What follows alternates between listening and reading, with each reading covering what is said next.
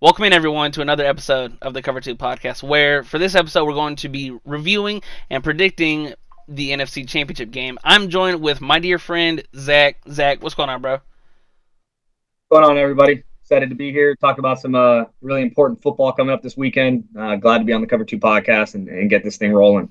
Now, this is a year where, unlike most years, you can make the argument where the last four teams are not the best four teams. I think this year, the NFL, not saying that the NFL is scripted, but the NFL got it right. We have the San Francisco 49ers hosting the Detroit Lions, and then we have the Baltimore Ravens hosting the Kansas City Chiefs that we'll get into in another video. But just to focus in on this game, I think this is such an interesting game because these two quarterbacks, they're kind of the same but slightly different. You have Jered Goff, who's more of a pure pocket guy, and I think Brock has shown the ability to make off-balance and off-time throws. Both have really good supporting casts. You have your Amon-Ra St. Brown on one side, and then you have Brandon Ayuk or Debo, whichever you prefer, on the opposite side. We know Debo is more than just a wide receiver. You see him line up almost everywhere on the field. You have Laporta on Detroit's side, Kittle for the other side. So I think there could potentially be a lot of points scored this game, which I think that the Niners, coming off of how they looked last week against the Packers, I think Detroit has a really good chance to win this game, and I think that the city of Detroit, it would be ridiculous for them. I think that the city would go insane, and I think that this is an awesome matchup. Yeah, I would agree. I think that going back to your first point, I think the quarterbacks are very similar. Obviously, with Brock Purdy being Mr. Irrelevant, he's had a chip on his shoulder since being drafted by the 49ers, and Jered Goff being the number one overall pick and not living up to the hype that he originally should have been living up to. I think obviously they seem to have similarities and obviously some common differences. I think the crucial similarity between the both is, Brock Purdy had a good comeback story against the Packers, but for a majority of his young career, he's been having to front run a lot of these games and just to really manage the game so he doesn't mess it up, right? With Jered Goff, he's not a come from behind type of quarterback. He's not if the game is 24-22, he's not the guy that you really want to have in that type of nick and tuck situation. I think it causes a lot of stress on both quarterbacks. I think that's when you start to see some of their confidence waver and you start to see the decision making that, obviously warranted him, one to be the last pick in the draft and then one to be out of his original home in LA. So definitely interesting with the quarterback matchup. Obviously, like you said, this could be just a guns blazing type of game, high scoring. Defense can't really match up well. I will say, I think the biggest difference on the defense for both sides is going to be the DBs. I think, Charvarius Ward's a good corner. I've never believed in Charvarius Ward myself. I know he's a Pro Bowler, but again, I don't think he's the best coverage corner. I think he's gotten lucky with a lot of things, especially with the way Kyle Shanahan mixes it up. Especially with last game, he got diced up. That whole DB's got burnt. So they're going to be looking to be hungry. And these receivers for the Lions need to really step up their game. I think the biggest story is going to be what is it, Emory Thomas. I think he's going to have to step up. He got toasted all game last game. Every receiver that was on him could catch the ball. So if Amon St. Brown is getting covered by Charvarius, or Charvarius travels with him, and then you have Josh Reynolds, and then different underneath guys that are pretty quick. I think Emory Thomas is going to have an issue. I think he's going to be a weak point throughout the playoffs, and I'm excited to see what matchup really kind of takes off for this game. I think another one of the key things to bring back up with your point, where is Amon-Ra going to line up? Because he does monstrous things from the slot. He is a mismatch nightmare, and it could be tough because you don't want your third corner or your nickel corner on the best receiver every down. You just don't. So I think we could see another Amon-Ra 12-13 target game, but another key that I think it's going to be Warner and Greenlaw versus Gibbs, Montgomery, and Laporta. That middle of the field in between the numbers, because we know what Detroit is. They're a physical team. They want to run the ball, and they've got Thunder and Lightning in Montgomery and Gibbs, and Laporta at whatever percent he's at, because he's not at 100 due to him, suffering that knee, even though he looked great last year in drives. He looked great. Last week, I feel like a lot of... He never had an injury. Huh? He looked like he never had an injury. Dog, like, he was just firing back to back to back, just big, 12, 8, 13, just catch, and just moving up and down against the Tampa Bay team in which they lit up. Strong. Yeah, I was going to say, their linebacking core is great. Now, Warner and Greenlaw, their tandem is either 1 or 2 in the league. I would say it's 1. I would agree with you. Obviously you have the big boys in Baltimore with those strong linebackers and Patrick Queen and who's the guy that who just went there? Roquan Smith. Roquan Smith, yeah. So those two guys are some straight studs. So I would definitely say they're very good, but I think they're very limited in what they can do. Roquan is a run stuffer. He's not a coverage linebacker. Yeah. Fred Warner's the best linebacker, Mike linebacker in the league. God. Coverage, run stuffing, play design. Like he understands what the offense is doing every single play. And Chad Greenlaw right behind him, being his little hungry dog that he is and just always looking for the hit. The 2 interceptions last game were just gimme picks. I will say that. They were bad decisions by Jordan Love, and they were 100% gimme picks. But, Chad Greenlaw has, throughout the year and throughout both years, have been showing his strength on the defensive side and being in that tandem with, you could have, right now we're looking at a potential Luke Kuechly and Thomas Davis when Thomas Davis didn't have his elbow injury, right? So that's it right there. You have those two guys that's what propelled the Panthers to be so locked down is the Panthers would front run, but when they were in the nip and tuck games, man, that defense would just shut down. They had a strong corner with Josh Norman. They had some real players on that defense, and that's what these 49ers, I think that they're gonna have to step up, because there's no way David Montgomery, like you said, and Jahmyr Gibbs can run the way that Aaron Jones did. That was an abysmal performance by the defense last week. Abysmal. The only reason why that game was even in the hands of the 49ers is Jordan Love. And that was just his first year. Made it to the second round of the playoffs. Pat him on the back. It was impressive. But, man, that was his game to win, and it was also his game to lose, and he lost it for the Packers. So I think the 49ers are going to have a chip on their shoulder this week to prove that win wasn't fluky. And I think, what's really going to come out of this is the defense is going to lock up and going to shore up. I don't think you're going to see a very heavy run offense. I don't even think CMC is going to move. I think a lot of people think that the 49ers are going to run all over the Lions. I have a feeling the chip on their shoulders is going to be too big. It's going to be a big old divot on that shoulder. So I think they're going to be looking to get fancy with CMC. And I truly think that this game's probably going to be anywhere from 27, 24, maybe 31 to 27, somewhere around that mark. But, yeah, that's where I'm kind of leaning. Coming from how I said, like, the Gibbs and Montgomery, like, Detroit's linebackers aren't slouches either. They got Jack Campbell, rookie, great. I think he's really good. Great pick. That was a great pick. And Alex Anzalone. He's not a household name, but he's everywhere. He's a great piece. I would put Anzalone. I'd put Anzalone with Patrick Queen, same level with me. Yeah, that's the same level with me. Patrick Queen's good, but Anzalone is more active on the field. Patrick Queen is great, but he can't cover for anything. Patrick Queen is not the guy to cover. Right, and it really amazed me because when I saw him against the Raiders, back-to-back sacks, the long hair flying. It seems like he's just, whenever the ball gets snapped, wherever the ball goes, he's always looking like around a Clay Matthews, a young Clay Matthews out there. Like, he's got the crazy blitz awareness, and then he's got some good-ass coverage.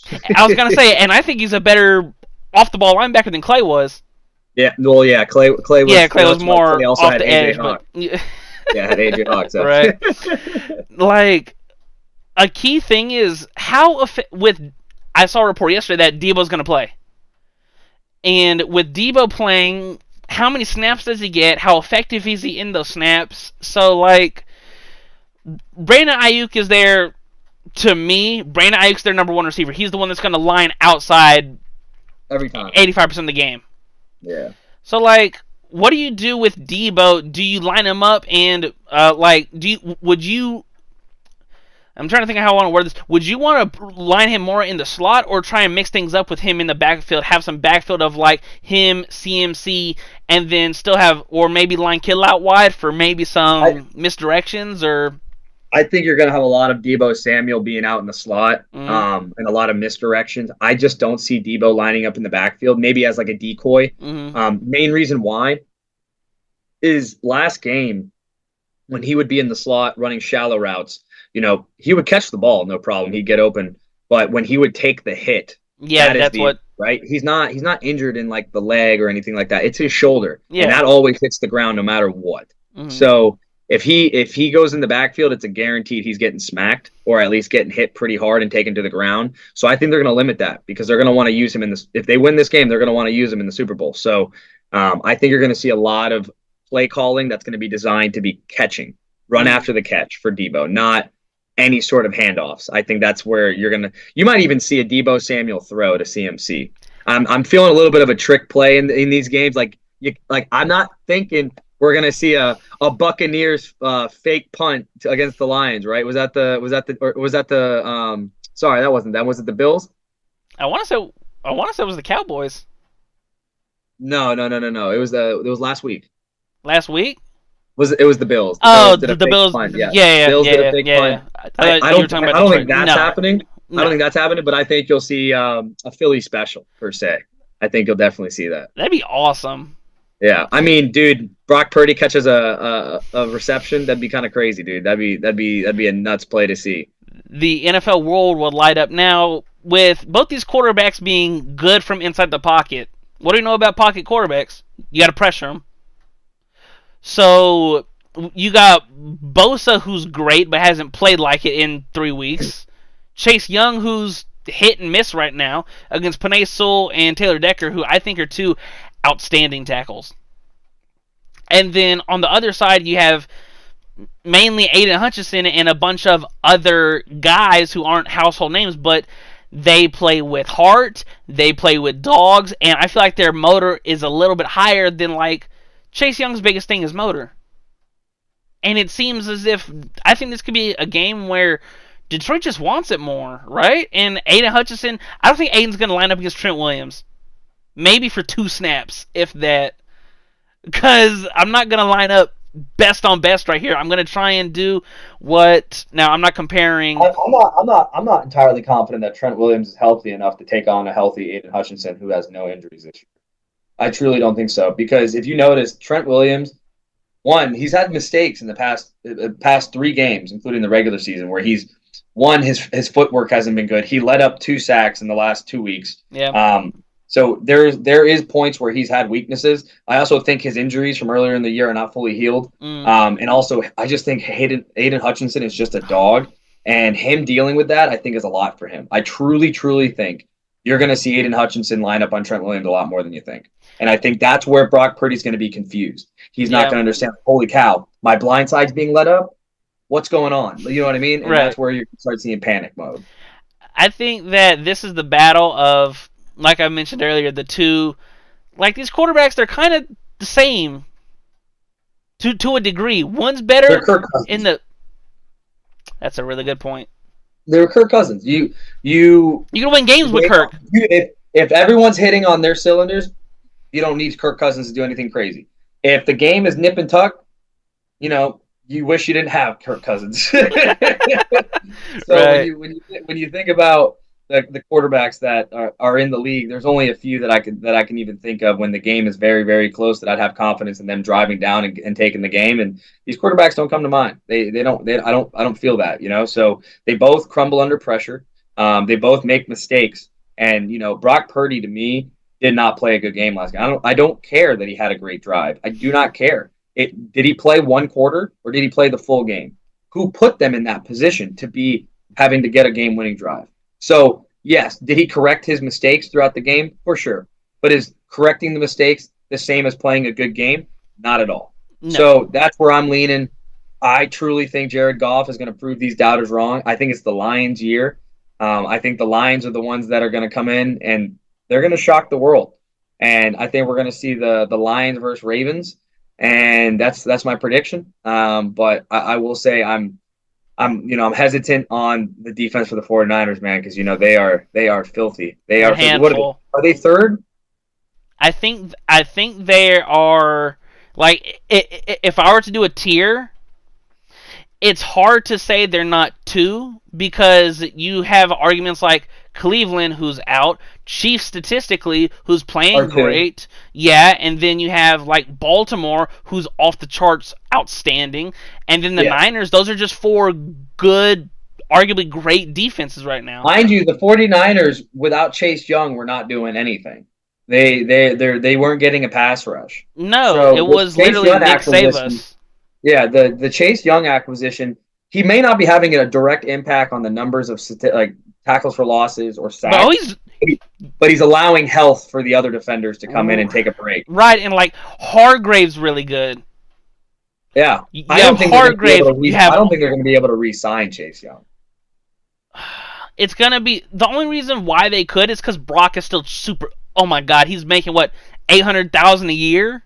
Yeah, but what are you gonna sign him to, a year or 2 years? It's Because Brock's gonna want money. If Brock oh goes my to the Super God. Bowl and gets a ring, you best believe he's gonna be expecting 55, 65, 70 million when it's his time. And I'm like, are you Because worth that? you got Dak Prescott who hasn't won a damn thing, right? Making money. Mm. You got Aaron Rodgers who hasn't won a damn thing in how long? Since Making last money. time he played my Steelers.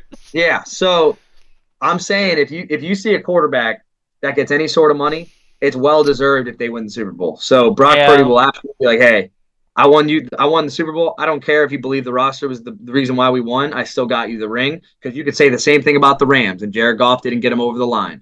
So at the end of the day, it's their roster is going to be in turmoil in the next few years. Me being a Seahawks fan, I'm looking forward to it. But yeah, so I'm just interested to see how that turns out with Chase Young and all the acquisitions they've had in the past few years. Yeah. And another thing, this team's not getting any younger. No, this is their window. Like, this is their absolute window. Come on, man. They're starting safeties to Sean Gibson. The dude was playing and I wasn't even born yet,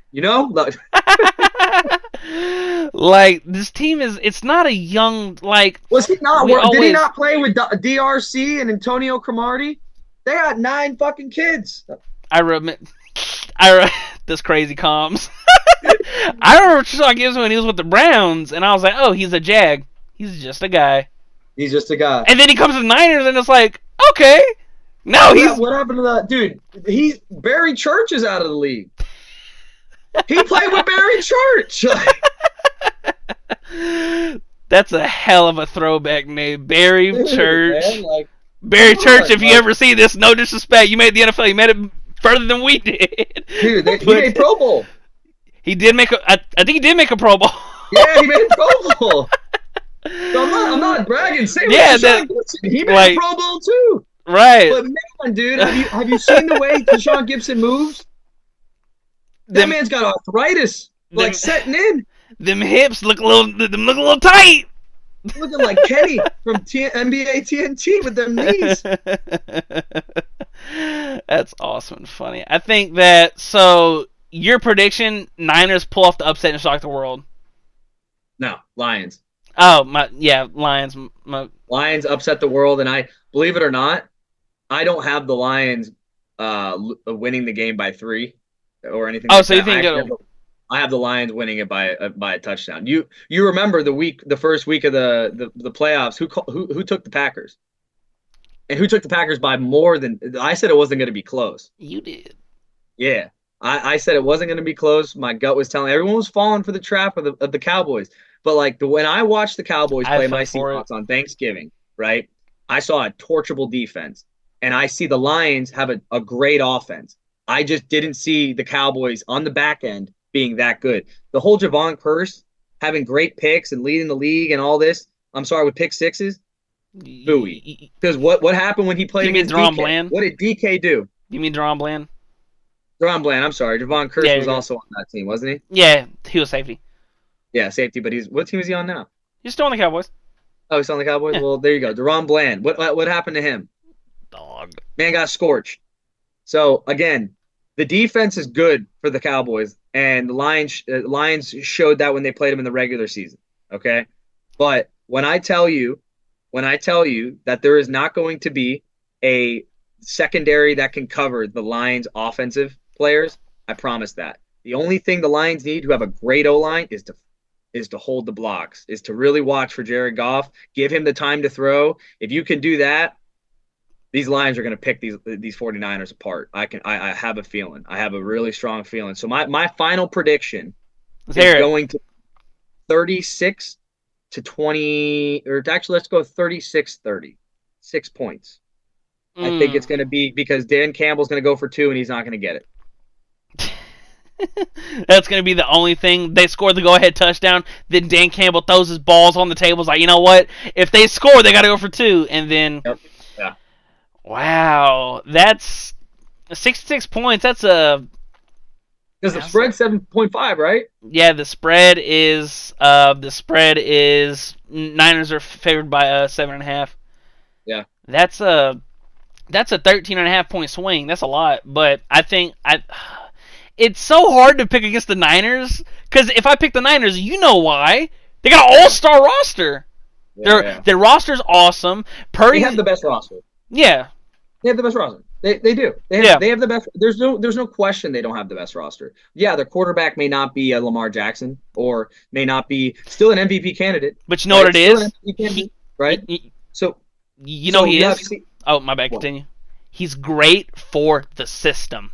Yeah, for sure. So you have the quarterback, you have CMC, you have all the crazy talent on the outside, you have an unbelievable all-pro tight end, you have a great offensive line, maybe some weaker guard play, maybe that's not here or there. You got to have weaknesses if you're going to have that kind of roster. Your front seven is the best front seven in the entire league. There's not a single person that holds a candle to you. I don't care what the Ravens say. Yeah, the statistics are great, but the 49ers freaking front seven is nuts. And they're deep. Nuts.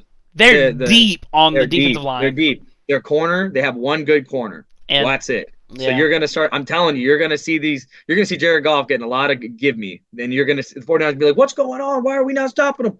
And that's where you're just going to see him pick it apart. Because the Lions have one of the best O-lines. Their offense is strong. Yep.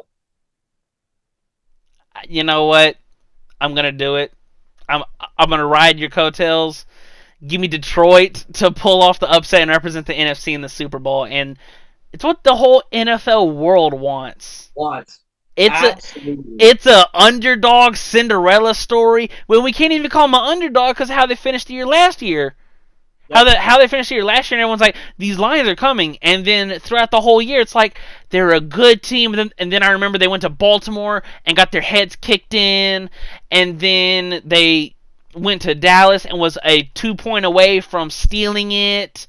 Yep. And then credit to them, they beat the Rams, they hosted the Bucks, beat the Bucks, and now they're here. And I think I'm right there with you. I think this is it almost feels like a team of destiny. Yeah, I would agree with that for sure. They're just a team. That's a way to put it. They're just a team that it doesn't matter. It might not be, huh? They're meant for it. Yeah, and I think that it's going to be an awesome game. I love that this is the late game. With this being the late game, I think it's going to be an outstanding game, and I can't wait until Sunday at 6:30 when it kicks off. It's going to be awesome. Excited. It's going to be a good time. Well, with that being said, thank you guys for watching the Cover 2 podcast. Me and Zach's going to be back. We're going to be breaking down the AFC Championship game in the next video for the show. Thank you, Zach, for joining us for this episode. Absolutely. Looking forward to speaking about the aftermath of this game and seeing if our predictions came true, and looking forward to seeing you guys on the next episode to speak about the AFC Championship with the Chiefs and Ravens at 3 on Sunday. Awesome. Thank you guys so much for watching, and we'll talk to you guys later.